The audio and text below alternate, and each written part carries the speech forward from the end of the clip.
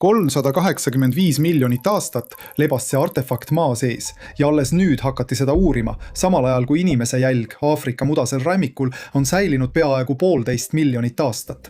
Nagu oleks keegi seal justkui eile kõndinud. Ja ei, see ei ole minu haige fantaasia miljonitest aastatest, vaid teaduslikult kinnitatud fakt. Tere sõber, sa oled kanalil Kirtop. Minu nimi on Aleksander. Siin uurin ma iidseid leide ja kummalisi lugusid minevikust ning koos püüame mõista, kuidas kõik tegelikult oli. Ma leidsin olendi, kes kakab kulda ja räägin teile leidudest, mis omavahel üldse seotud ei ole, kuid igaüks neist tundub omal moel võimatu. Kuldaga täidetud hauakamber koos teenijatega. Mees maeti sõna otseses mõttes kulda. Pektorale, käevõrud, krokodillide ja nahkhiirte kujutistega kõrvarõngad pealaest jalatallani. Kuid teispoolsusesse ei läinud ta üksi. Tema kõrvalt leiti ka teiste inimeste jäänuseid. Tundub, et need olid tema teenijad, kes ohverdati, et nad saadaksid oma peremeest teise maailma. See on Panama. Arheoloogiapark El Caño, eliitne matmispaik, mis on üle 2000 aasta vana. Sellest paigast teati juba 2009. aastast, kuid täielikult õnnestus see puhastada alles sel aastal. Siinsete kultuuride jaoks ei olnud surm lõpp, see oli üleminek, kus tuli lihtsalt oma staatus säilitada. Ja seal hauas rikkuse demonstreerimine ei olnud samuti lihtsalt kapriis, vaid midagi poliitilise avalduse sarnast, mis oli mõeldud sajanditeks ette. Projekti juht Julia Maiu märgib, et El Caño leiud on hämmastavalt sarnased naabruses asuva Sitiogoni esemetega. Kas tuleb välja? 1000 aastat tagasi toimis siin terve võrgustik kaubandus- ja poliitilisi sidemeid erinevate kogukondade vahel. Ja metallikäsitöö oskuste põhjal otsustades, kohalikud seppad ei jäänud alla tolle aja parimatele meistritele maailmas. 500 miljonit aastat vana haamer. Alustame leiust, mis tõestab, et peenkäsitöö ei ole viimaste aastate leiutis. Box Groove'is Lõuna-Inglismaal määrasid Londoni ülikooli kolledži ja loodusloomuuseumi arheoloogid väikese elevandiluust artefakti vanuse. See osutus kogu Euroopa vanimaks taoliseks tööriistaks. See on umbes 500 000 aastat vana. Eese ise on vaid 11 sentimeetrit pikk, kolmnurkse kujuga. See on retušeerija. Pehme löögiriist, millega iidsed inimesed vormisid ja teritasid kivist tööriistu. Kõlab lihtsalt, aga just see tehnoloogia sai üheks võtmeetapiks inimeste tööriistade arengus. Aafrikas on sarnased luustööriistad üle 1,5 miljoni aasta vanad, kuid Euroopas on vanemad kui 43 000 aasta vanused leiud väga haruldased. Box Groove'i artefakt nihutas selle piiri kohe üle 400 000 aasta taha. Mind huvitab siin mitte niivõrd selle vanus, kuivõrd see, miks nad kasutasid just luud, mitte kivi. Asi on nimelt selle, et luust retušöör võimaldab väga täpselt teritada tulekivi serva, kahjustamata tööriista ennast. See tähendab, et inimesed juba tol ajal mõistsid, milline materjal sobib paremini konkreetseks ülesandeks. Aga elevandid ja mammutid olid Vana-Briti aladel haruldane ressurss, nii et tugeva elevandiluukihi töötlemine nõudis erilist täpsust ja oskusi, mida antropoloogid ei oleks nii iidsetelt eurooplastelt üldse oodanud. Mikroskoopiline analüüs ja 3-mõõtmeline skaneerimine näitasid pinnal iseloomulikke löögist tekkinud pragusid ja nende sees kinni jäänud pisikesi tulekivi kilde. See tähendab, et tööriista kasutati mitte ainult üks kord, vaid regulaarselt, võib-olla isegi aastaid, ja selle valmistasid. Kas siis varasemad neandertallased või Heidelbergi inimesed, kes olid neandertallaste otsesed eelkäijad, ja oletatavasti osaliselt ka meie, sinu ja minu eelkäijad. Uurimuse autor on doktor Selve Peelu Süüria loodusloomuuseumist, et elevandiluu fragmentide töötlemine ja selle korduv kasutamine teiste tööriistade teritamiseks viitavad kõrgele abstraktse mõtlemise tasemele. Lihtsamalt öeldes ei haaranud iidsed inimesed lihtsalt seda, mis kätte sattus, vaid nad mõistsid, et konkreetse ülesande jaoks sobib luu paremini kui kivi ja nad valisid materjali teadlikult. Naljakas on see, et luufragment kaevati välja juba eelmise sajandi, 90. alguses, kuid siis ei saanud keegi aru, millega täpselt tegu oli. Alles nüüd, 30 aastat hiljem, kordusuuringuga, saadi aru, mida see endast kujutab ja me anname seda teadmist edasi oma järeltulijatele. Evolutsiooniteooria võib samuti ootamatult muutuda ning inimkonna päritoluteooriatest rääkisin ma põhjalikumalt eelmises videos. Aga praegu ei räägime mitte maast leitud avastusest, vaid ideest, mida teadus pidas ametlikult ümber lükatuks, kuid mida nüüd uuesti üle vaadatakse. 1809. aastal pakkus Prantsuse loodusteadlane Jean-Baptiste Lamarck välja, et organismid muutuvad keskkonnasurve tõttu ning annavad need kasulikud muutused järglastele edasi. Pool sajandit hiljem pakkus Charles Darwin välja teise seletuse. Isendid erinevad algselt üksteisest ning looduslik valik lihtsalt kinnistab kasulikud erinevused. Lamarcki mainet kahjustasid tõsiselt ka saksa bioloogi August Weismanni katsed. Ta lõikas mitme põlvkonna jooksul rottidel sabad ära, kuid pojad sündisid ikka sabadega. Pärast seda pidasid bioloogid omandatud tunnuste pärilikkuse ideed pikka aega naiivseks eksiarvamuseks. Kuid kaasaegne molekulaarbioloogia on näidanud, et olukord on keerulisem. Organismid ei anna tõepoolest järglastele edasi kõiki kehas toimunud muutusi. Sabadeta rottidel on selles osas õigus, kuid mõnikord pärandatakse molekulaarsed mehhanismid, mis aitavad toime tulla stressi, nakkuste või näljaga. Kõige enam uuritud näide on mikroskoopiline uss Caenorhabditis elegans. Pärast viirusinfektsiooni, nälgimist või temperatuurist tingitud stressi muudavad täiskasvanud ussid oma geenide tööd ning mõnel juhul sünnib nende järglaskond juba sarnaseks ohuks ettevalmistatuna. Seejuures püsib efekt mitu põlvkonda järjest. Informatsiooni kannavad väikesed RNA-molekulid, mis stressi ajal reguleerivad geenide aktiivsust ning spetsiaalsed valgud viivad osa neist molekulidest otse munarakkudesse. Sisuliselt meenutab see olukorda kaugelt, kus inimene pärast vaktsineerimist omandaks immuunsuse ja annaks selle kaitse edasi mitte ainult lastele, vaid ka lastelastele. Pikka aega arvati, et sellised märgid kustutatakse paljunemise käigus, aga osa neist, nagu selgus, suudab selle uuenduse üle elada. Tundub, et neid mehhanisme on leitud mitte ainult ussidel, vaid ka bakteritel, taimedel ja loomadel. Riisil. Külma mõju käivitab geenides keemilised muutused, mis suurendavad vastupidavust madalatele temperatuuridele. Ja see võis aidata sellel kultuuril levida palju kaugemale põhja poole troopikast, kus ta pärit on. Mõrtsvalad annavad jahioskusi edasi õpetamise kaudu. Mõned populatsioonid söövad peamiselt kala, teised aga jahivad mereimetajaid. Need kultuurilised erinevused püsivad põlvest põlve. Täielikku tagasipöördumist Lamarcki ideede juurde bioloogias pole vaja. Looduslik valik seletab endiselt suuremat osa evolutsioonilistest muutustest.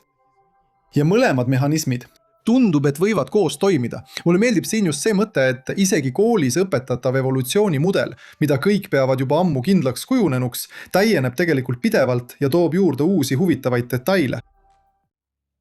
Leidsin midagi väärtuslikumat, kui otsisin. Väga tihti teevad kõige väärtuslikumad leiud mitte professionaalsed arheoloogid, vaid inimesed, kes ei plaaninudki midagi leida. Iisraelis Ashdodi rannas uuris linna rannavalitsuse asedirektor Avi Cheprak rannajoont, et aidata puhkejatel leida kaotatud ehteid ja muid väärtuslikke esemeid. Ja selle igapäevatöö käigus sattus ta peale iidsele mündile, umbes 2500 aasta vanusele. Cheprak andis leiu üle Iisraeli muinsuskaitseametile ja seal selgus, et see on esimene sellist tüüpi münt, mis on üldse Iisraeli territooriumilt leitud.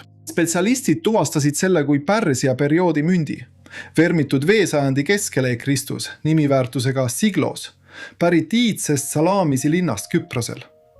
Kontroll näitas, et münt ei ole valmistatud puhtast hõbedast, vaid metallist, millel on hõbekate. See on just tolle aja Küprose müntidele iseloomulik.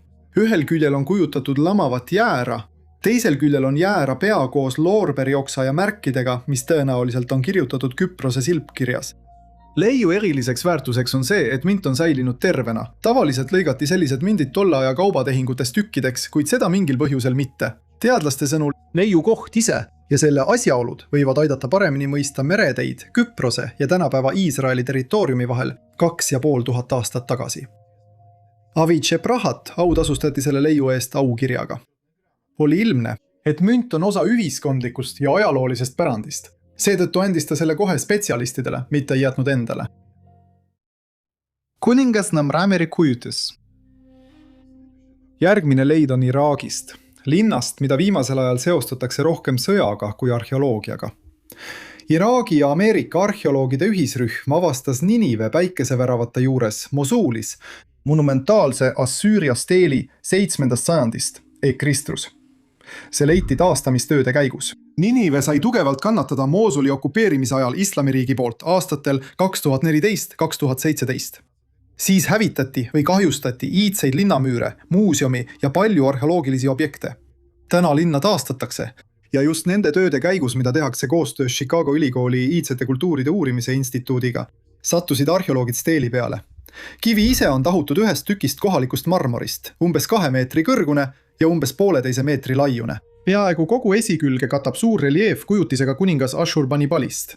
Sellest samast, kes valitses Uus-Assüüria impeeriumi aastatel 668–627 Kristuse, iseloomulikus pronkskiivris. Tagaküljel on veel 2 väiksemat reljeefi, oletatavasti samuti Assüüria kuningate kujutistega. Kujude kõrval on ulatuslik kiilkirjaga kiri, mida pole veel täielikult lahti mõtestatud. Esimesed telked näitavad, et tekst on pühendatud Ashurbanipali ehitusprojektidele Niineves ja teistes impeeriumi osades. Päikesevärav, mille juurest leiti steela, oli üks peamisi läbipääse Iidse linna võimsates kaitsemüürides. Ja mis on naljakas, neid kasutatakse siiani autode läbipääsuks, lihtsalt juba tänapäeva Moosulis. Veel pole otsustatud, kus monumenti püsivalt hoitakse, kuid uurija loodab, et edasine raidkirjade dešifreerimine aitab paremini aru saada. Uus-Assüüria impeeriumi viimased aastakümned, mis on üle 2500 aasta vana, toovad meieni siiani uusi avastusi. Lihtsalt neid tuleb sõna otseses mõttes välja kaevata kaasaegse sõjarusude alt. Hiiglaste hauakamber Sardiinias linna Makomeri lähedal, 740 meetri kõrgusel, leiti niinimetatud hiiglaste hauakamber, mis on 3800 aastat vana. 2-tasandiline ehitis on laotud trahiidiblokkidest ja oli aastaid täielikult võsavarjus. Seda on ülaltpoolt peaaegu võimatu märgata. Sees on säilinud matmiskamber ja monumentaalne poolringikujuline ekseedra sissepääsu ees. Midagi tseremooniaplatsi taolist. Selle hauakambri eripära seisneb selles, et sissepääsu juures olev ala on jagatud 2 tasandiks. Sellist konstruktsiooni leitakse väga harva. Ja see võib muuta arusaama nuragide tsivilisatsiooni ehitustehnoloogiatest, mis eksisteeris Sardiinias enne roomlaste tulekut. Hiiglaste hauakambrid ise ilmusid umbes 1800 aastal Kristis. Need arenesid välja iidsetest tolmenitest ja need olid kollektiivse matmise kohaks. Siia maeti mitte üks inimene, vaid korraga mitu. Pool ringikujulist platsikest sissepääsu ees kasutati tseremooniateks esivanemate auks. Teadlased leidsid keraamikat, mis kinnitab, et inimesed elasid sellel alal juba kõige varasematel aegadel. Hauakambrite ümbruses on jälgi inimeste kohalolust alates eelajaloolistest aegadest kuni Rooma ajastuni, kuid samas märkisid spetsialistid ka midagi ebameeldivat. Selged jäljed ebaseaduslikest kaevamistest. See tähendab, et keegi jõudis hauakambrini enne arheolooge ja võib-olla on sealt juba midagi välja viidud. Hiiglaste haud ei ole arheoloogiline termin, vaid kohalik legend, nuraagid. Nuraagid, kes selliseid rajatisi ehitasid, legendide järgi olid nad pikka kasvu inimesed. Seda pole võimalik kontrollida, sest nende säilmed pole lihtsalt säilinud. Ja jälle kirjutame ajalugu ümber. Järgmine leid ei ole ese, vaid sõna otseses mõttes hetkejälg. See kestis vaid mõned päevad, kuid on säilinud üle miljonite aastate. Põhja-Keenias, Turkana järve kallastel. Rahvusvaheline teadlaste rühm Kevin Hatali juhtimisel kirjeldas üksikasjalikult kivistunud jäljerada. Selle vanus on 1,4 miljonit aastat. Sellel on jäädvustatud 8 Paranthropus boisei isendirühm. Välja surnud inimese sugulased, kes liikusid aeglaselt mööda mudast kallast, möödudes jõehobudest ja antiloopidest. Selle leiu ajalugu algas peaaegu pool sajandit tagasi juba. 1978 aastal leidis geoloog Kay Burnsmeyer Smithsoni instituudist. Ta märkas kummalist ümmargust lohku kaljus. Kui tema kolleegid puhastasid kivimikihi, leidsid nad sealt paar jälge. Need olid vajutatud iidse muda sisse, otse jõehobu jälje kõrvale. Koht kaeti ajutiselt liivaga, et seda säilitada. Täielikult naasti väljakaevamiste juurde alles 2016 ja 2023 aastal. Ja leiti tõeline arhiiv. 21 hominiini jälge. Lisaks olid seal krokodillide, elevantide ja teiste tollaste loomade rajad. Vulkaaniline tuhk aitas täpselt kindlaks teha jälgede vanuse, umbes 1 430 000 aastat.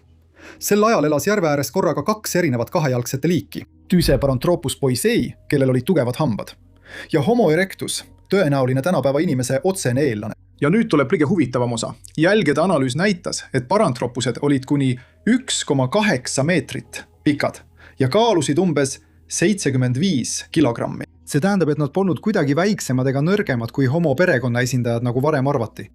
Mõlemal liigil olid ilmselt sarnased mõõtmed ja nad elasid kõrvuti samas keskkonnas. Praegu elame meie kõrvuti erineva rahvuse ja nahavärviga inimestega. Varem võisid inimtaolised olendid elada üksteise kõrval ja nad võisid isegi omavahel järglasi saada. On ka teine üllatus. Kõik 8 isendit, kes jätsid jälgede rea, olid peamiselt täiskasvanud isasloomad, ilma emaste ja lasteta. Üks uurijatest, Neil Roach Harvardi ülikoolist, arvab, et see viitab keerulisele sotsiaalsele struktuurile. Võib-olla elasid isased suurtes rühmades, konkureerides partnerite pärast. Kuid ohutuse huvides kogunesid nad vee äärde omamoodi patrullrühmadesse. 8 parantroopi kõndisid kord märjal mudal, kiirustades kuhugi oma asju ajama. Ja neil polnud aimugi, et nende teekond jääb kivistunud alles 1 400 000 aastaks. Ja sunnib ümber kirjutama koolis õpetatavat arusaama sellest, kes olid suuremad. Nemad või meie otsesed esivanemad. Laps avastas öövastava matmispaiga. Järgmine leid algas täiesti tavaliselt. Laps lihtsalt mängis hoovis. Ühes Austria linnas leidis tüdruk murul kondi ja tema ema teatas sellest politseile. Esimesed uuringud kinnitasid kiiresti, et tegemist on inimluuga. Juhtumiga liitus Austria Föderaalne Mälestiste Kaitseamet ja algasid põhjalikud väljakaevamised. Alguses leidsid arheoloogid 6 massihauda, hiljem veel 9. Kokku kuuluvad säilmed vähemalt 120 inimesele. Need on hajutatud ilma igasuguse korrapärata umbes 150 ruutmeetri suurusel alal. Tundub, et kehad visati aukudesse kiirustades, ilma igasuguste matmisrituaalideta. Antropoloogid tuvastasid, et säilmed pärinevad peamiselt noortelt meestelt 15–20 aastani. Surma põhjus ei ole veel selge, tulirelvahaavade jälgi ei leitud, kuid ühel juhul avastati, et vahetult enne surma amputeeriti ühel inimesel sääreosa. See võib viidata sellele, et tegemist oli sõjaväehaigla juurde kuuluva matmispaigaga. Haudade asetus ja esmane antropoloogiline analüüs võimaldavad oletada, et inimesed hukkusid Napoleoni sõdade ajal, mis kestsid aastatel 1792 kuni 1815. See tähendab võimalik, et need olid välihaigla või laagripatsiendid, kes maeti koos. Edasised uuringud, DNA analüüs ja isotoopanalüüs peaksid selgitama nende inimeste päritolu, toitumist ja surma asjaolusid. Eksperdid nimetavad seda leidu juba üheks viimaste aastakümnete tähtsaimaks arheoloogiliseks avastuseks, just selle ulatuse tõttu. 120 inimest ühes kohas. See on haruldane isegi suurte ajalooliste lahinguväljade puhul. Maailma logistika 16. sajandil. Laev Batavia kuulub Hollandi Ida-India kompaniile. See purunes Lääne-Austraalia rannikul 1629 aastal. Muide, see laeva hukk läks ajalukku mitte ainult lasti tõttu. Pärast katastroofi puhkes ellujäänute seas mäss, mis lõppes massiliste tapmistega. Kuid seekord huvitas teadlasi mitte mäss, vaid pardal olnud ehituskivi. Varem arvati, et kogu see kivi kaevandati ühest karjäärist, kuid uus uurimus näitas, et materjalid toodi mitmest Euroopa kivimurrust. Probleem on selles, et peaaegu 4 sajandit vee all on muutnud lasti välimust. Ja paljud plokid näevad esmapilgul täiesti ühesugused välja. Ka ajaloolised ülestähendused pole täielikult säilinud. Siis otsustasid teadlased vaadata kivi sisse, sõna otseses mõttes tsirkooni mineraali mikroskoopiliste terade tasemel. Selle keemiline koostis sõltub otseselt sellest, kus kivim täpselt moodustus. See tähendab, tsirkooni abil saab kivi päritolu väga täpselt kindlaks teha. Selleks kasutati uraanplii dateerimist. Meetodid, mis võimaldab eristada materjale, mis on silmaga eristamatud, selgub, et väliselt ühesugused plokid toodi tegelikult vähemalt 2 erinevast piirkonnast tänapäeva Saksamaa aladel. See tähendab, et kive kaevandati erinevates kohtades. Seejärel toodi need kokku ühte partiisse ja saadeti maailma teise otsa. Tundub, et need plokid olid mõeldud kindlustatud peakorteri ehitamiseks Jakartas. See tähendab, et juba üle 4 sajandi tagasi eksisteeris nii hästi toimiv tarneahel, et ühe ehituse materjale koguti rahulikult mitmest riigist korraga. Batavia vraki jäänused leiti juba 1960 aastal ja sellest ajast alates on see üks peamisi merearheoloogia paiku Austraalias. Kuid nagu näete, isegi üle 60 aasta pärast avastamist räägib laev endiselt midagi uut. Lihtsalt nüüd pole selleks vaja enam sukeldujat, vaid hoopis massispektromeetrit. Leid, mis on 90 miljonit aastat vana. Järgmine leid on nii väike, et seda saab 2 sõrmega hoida ja nii haruldane, et kogu riigis leidub selliseid vaid 1. MSU geoloogilise ülikooli teadlased koos Venemaa Teaduste Akadeemia Geoloogia Instituudi kolleegidega kirjeldasid Voroneži oblastist pärit Kriidi ajastu fossiilset pärlit, mille vanus on umbes 90 miljonit aastat. See on esimene usaldusväärselt kirjeldatud 2-poolmelise fossiille pärl, mis on leitud Venemaa territooriumilt. Selle moodustasid suured merelised molluskid, inotseramiidid, mis olid laialt levinud Kriidi ajastu meredes ja omasid massiivseid kestasid tugeva kaltsiidist kihiga. Just see aitaski pärlil tõenäoliselt säilida tänapäevani. Tavaline pärl sisaldab palju orgaanilist ainet ja laguneb maa sees peaaegu alati ammu enne, kui paleontoloog selle leida jõuab. Et leidu uurida seda hävitamata, kasutati mikrokompuutertomograafiat. Sama põhimõte nagu haigla KT puhul, ainult et kommimi jaoks. Selgus, et alguses kasvas pärl vabalt molluski sees, kuid hiljem kinnitus ta karbi sisepinnale. Seest leiti ka tilluke tuum, tõenäoliselt liivatera või killuke karbist, mille ümber kõik alguse sai. Täpselt samamoodi, nagu tänapäevalgi, pärlid austrites moodustuvad. Teadlased kogusid kokku kõik maailmas teadaolevad kriidiajastu pärlileiud. Neid on kokku vaid 24. Ja enamik neist on samuti seotud inotseramiididega. Kõige vanem merevaik. Paleontoloogid avastasid Hiinas Hutse-Hutseltsiti geoloogilisest kiistust merevaigu, mis on 385 miljonit aastat vana. See on Devoni perioodi keskpaik. Varem peeti kõige vanemaks merevaiguks 320 miljonit aastat vana merevaiku. See pärines Ameerika Ühendriikide kivisöe ajastu ladestustest. Nii et uus leid nigutab merevaigu ajalugu kohe 65 miljonit aastat varasemaks. Fragmendid ise on tillukesed 1–50 millimeetrini. Suurimad pole suuremad kui 1,5 millimeetrit.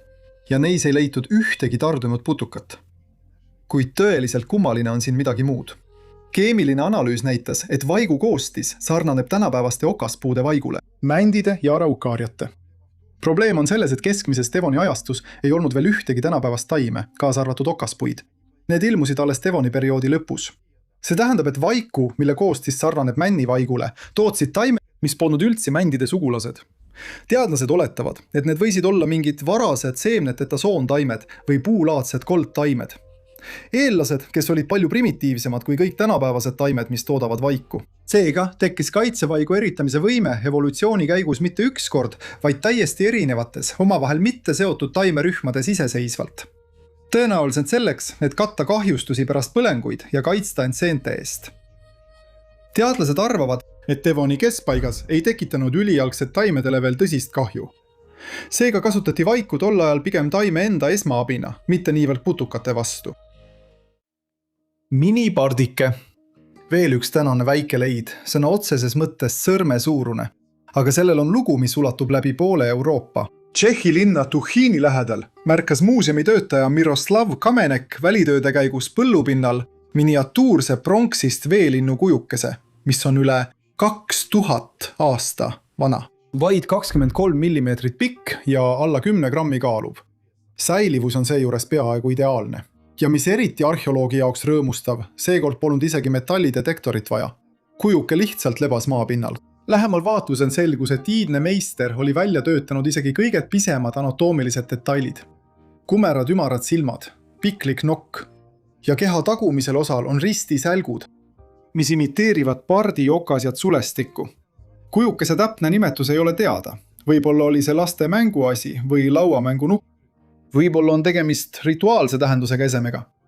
Lõppude lõpuks olid veelinnud rauaaja kultuurides sageli sellise tähendusega. Kuid peamine tööhüpotees on, et part oli dekoratiivne furnituur, mis kinnitati millegi suurema külge, näiteks puust laekale, hoburakmete detailile või pidulikule anumale.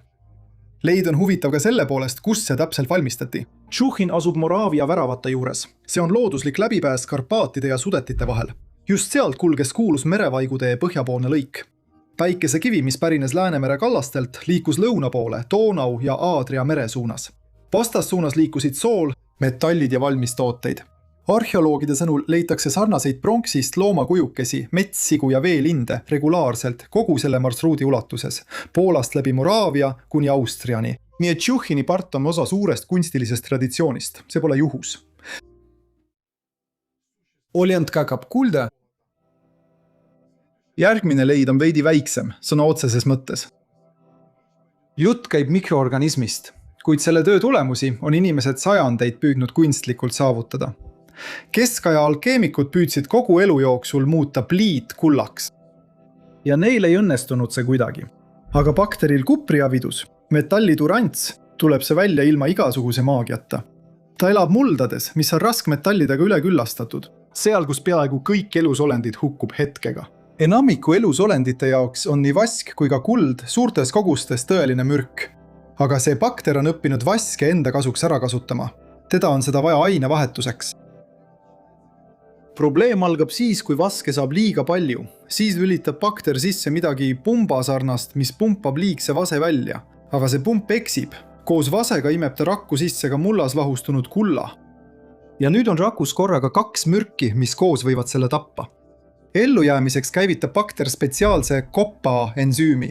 See töötab nagu kahekordne filter, vasega saab ta lihtsalt hakkama. Ta muudab vase selliseks vormiks, mille rakk saab rahulikult välja lükata. Kullaga teeb ta aga midagi huvitavat. Ta neutraliseerib selle kui mürgi ja muudab lahustunud kulla tahketeks tillukesteks metalliteradeks. Need on vaid mõne nanomeetri suurused. See on 1000 korrad õhem kui inimese juuksekarv.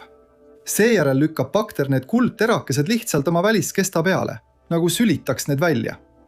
Looduses elavad sellised bakterid kolooniatena mineraalide pinnal. Kui miljardid mikroobid sajandeid end toksiinidest puhastavad, väljutatud kuldsed nanoosakesed kuhjuvad üksteise peale. Teadlased usuvad, et just sellised bakterid on osaliselt vastutavad tõeliste kullakamakate moodustumise eest looduses.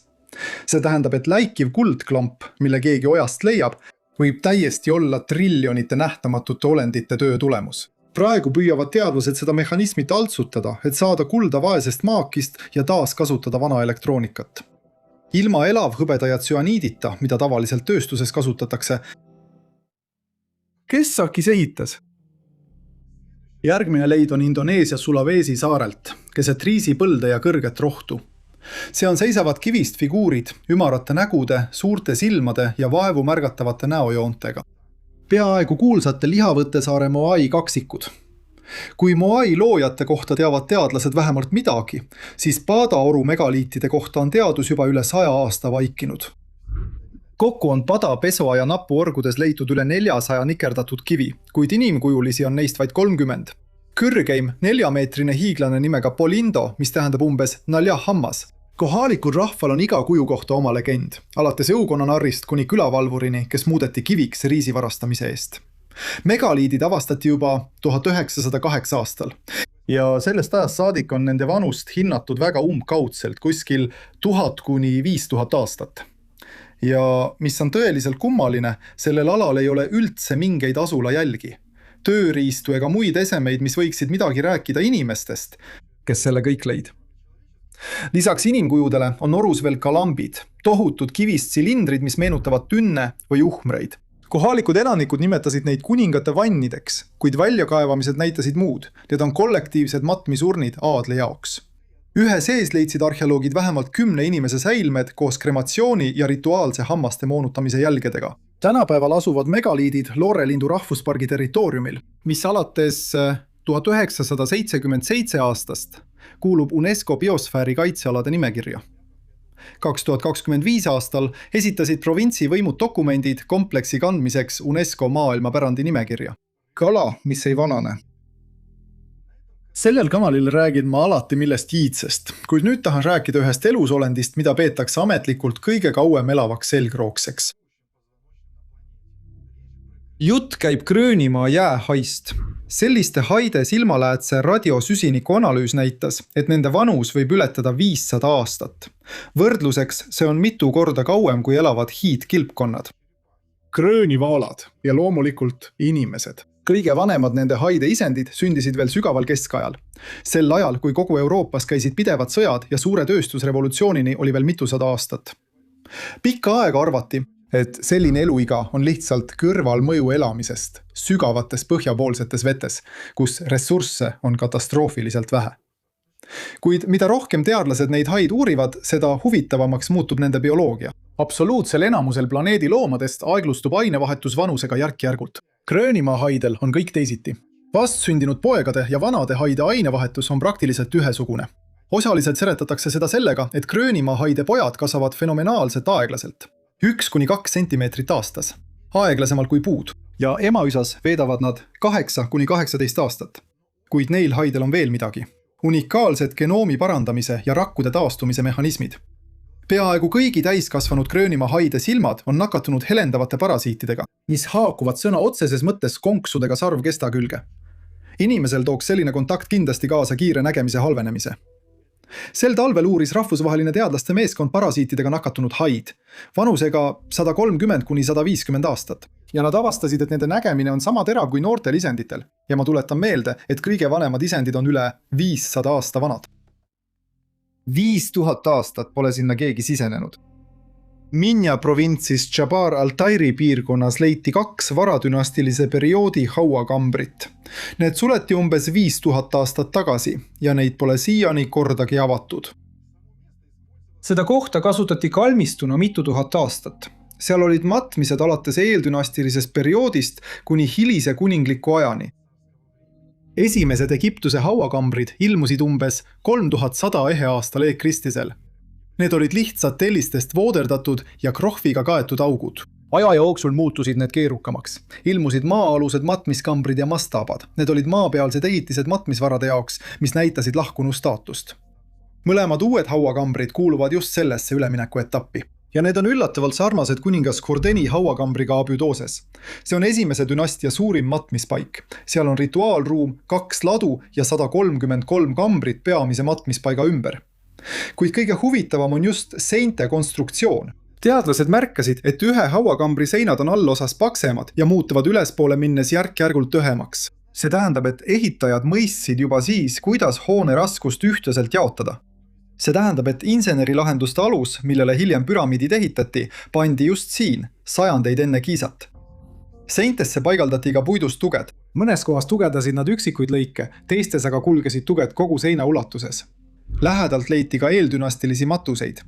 Skelettide jäänused olid painutatud asendis, mähitud taimsesse mattidesse, mille kõrval olid keraamilised anumad. Keraamika dekoor võimaldas neid matuseid dateerida nakada 2 ja nakada 3 perioodidesse. See tähendab aega enne esimese dünastia tekkimist.